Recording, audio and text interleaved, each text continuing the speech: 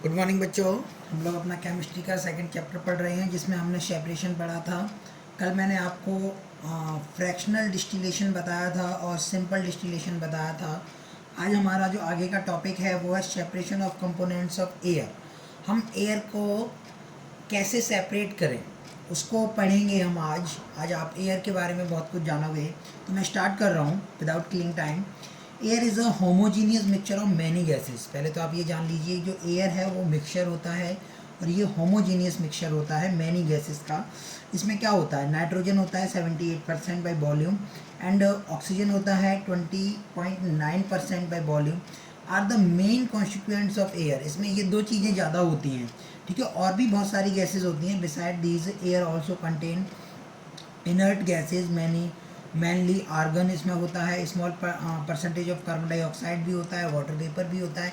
ये सारी चीज़ें एयर में होती हैं बेटा, ठीक है, क्योंकि एयर जो है वो मिक्सचर होता है, एक होमोजीनियस मिक्सचर, ठीक है।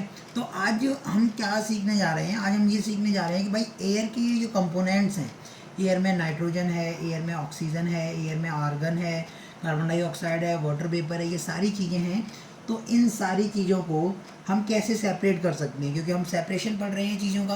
तो आज हम सेपरेशन पढ़ेंगे एयर का। एयर में ये सारी चीज़ें हैं, इनको हम कैसे सेपरेट करें, कैसे अलग अलग करें, ठीक है। तो सबसे पहले मैं आपको बताऊं कि एयर को सेपरेट करने से पहले सबसे पहले हमें क्या करना पड़ेगा कि हमें डस्ट फ्री एयर चाहिए जिसमें डस्ट पार्टिकल्स ज़्यादा ना हो, और उसको फिर हम पास कराते हैं कास्टिक सोडा से या कास्टिक सोडा सॉल्यूशन से, ठीक है।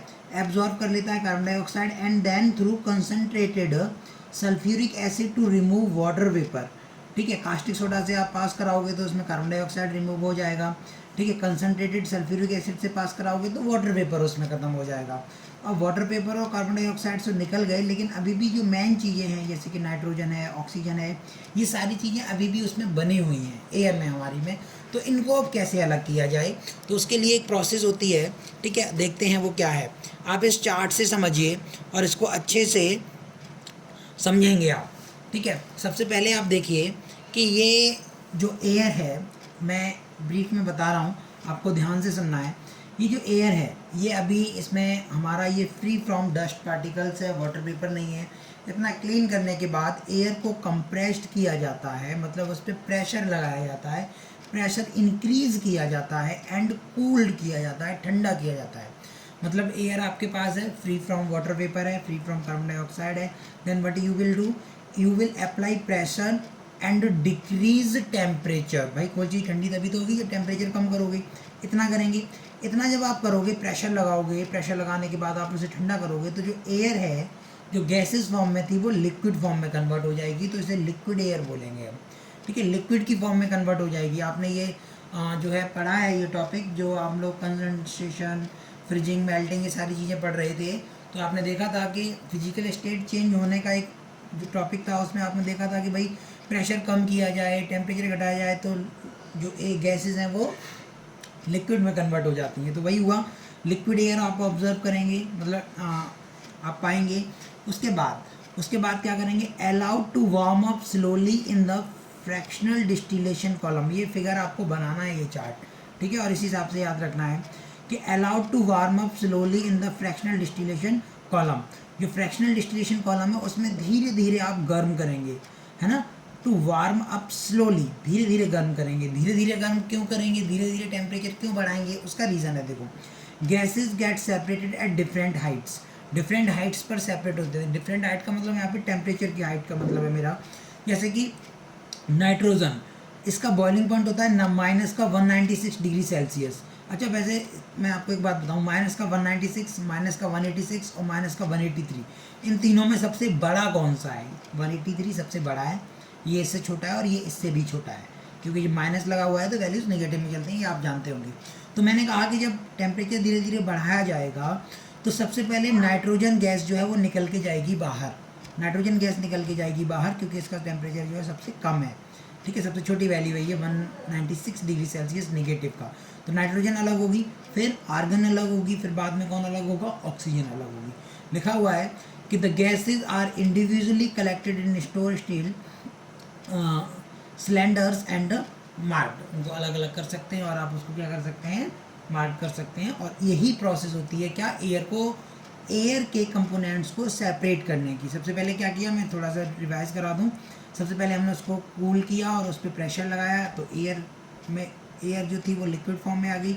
लिक्विड फॉर्म में आने के बाद हमने उसको फ्रैक्शनल डिस्टिलेशन कॉलम में धीरे धीरे टेम्परेचर उसका बढ़ाया। तो जब धीरे धीरे टेम्परेचर बढ़ाएंगे तो जिसका टेम्परेचर सबसे कम होगा वो पहले, फिर उसके बाद इस तरीके से ये प्रोसेस चलेगी। ठीक है, I hope it is clear. अगला टॉपिक है आपका कि water purification system for city water supply. जो सिटी वाटर सप्लाई होती हैं उनमें वाटर कैसे आता है, आपने देखा होगा कि नदियों का पानी जो है वो घरों में पहुंचाया जाता है पाइपलाइन के थ्रू। बट नदियों का तो पानी बहुत गंदा होता है, उसको कोई कैसे यूज़ कर सकता है नहाने धोने या खाने पीने के लिए।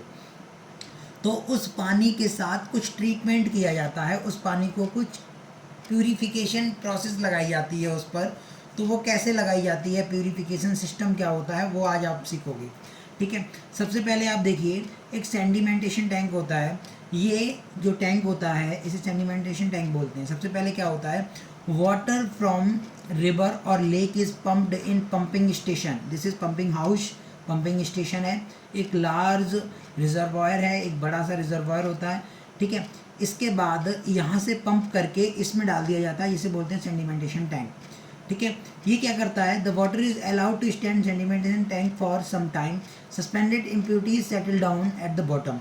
इस टैंक में पानी को कुछ देर रोका जाता है, पानी कुछ देर रुकता है। आपने देखा होगा ना कि ठहरे हुए पानी में जो गंदगियाँ होती हैं वो नीचे बैठ जाती हैं अपने आप।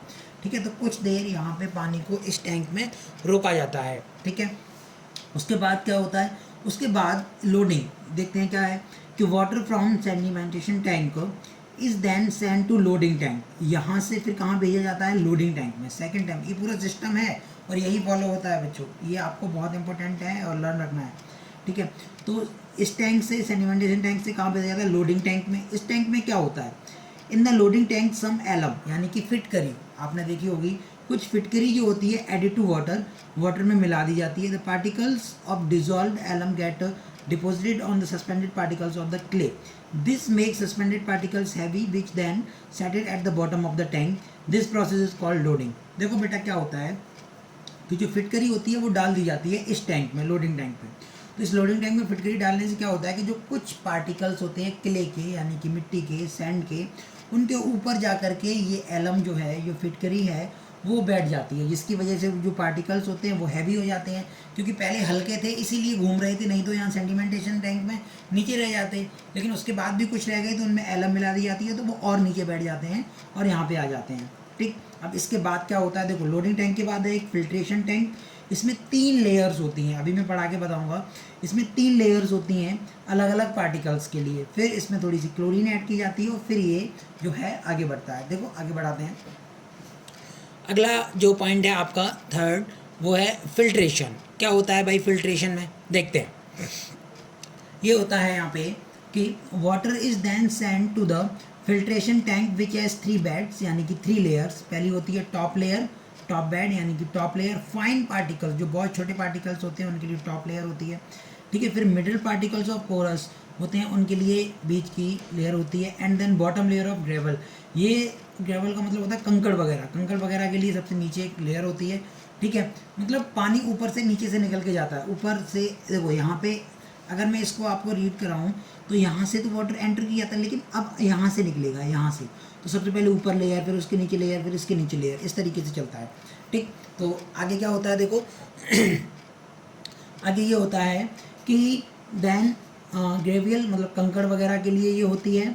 ठीक है, तो यहाँ पे ये 3 लेयर्स होती हैं, ये सारी चीज़ों को अलग अलग सेपरेट करने के लिए अपना अपना काम करती हैं।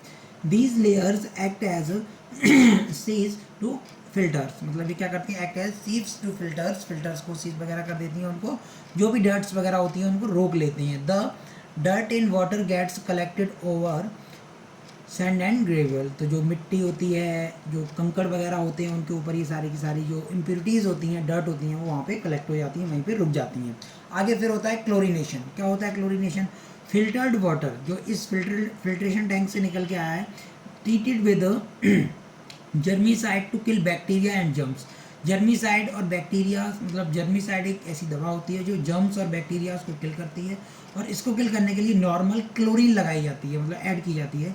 क्लोरीन जो है यूज़ किया जाता है और ब्लीचिंग पाउडर को यूज़ किया जाता है, जितनी रिक्वायरमेंट होती है उस हिसाब से उसमें डाल करके उसको और ज़्यादा प्योर बना दिया जाता है। इतना सब कुछ करने के बाद, वाटर के साथ इतना सब कुछ ट्रीट करने के बाद, water then thus treated is now fit for drinking, ये पानी पीने के लिए पर्याप्त है अब, ठीक है। The treated water is then pumped into the overhead tanks and then supplied to homes and other instructions through the pipelines, और जो अदर इंस्टीट्यूशंस होते हैं वहाँ पर इसको भेज दिया जाता है। तो ये वाटर प्यूरिफिकेशन सिस्टम इस तरीके से काम करता है, ठीक है बेटा।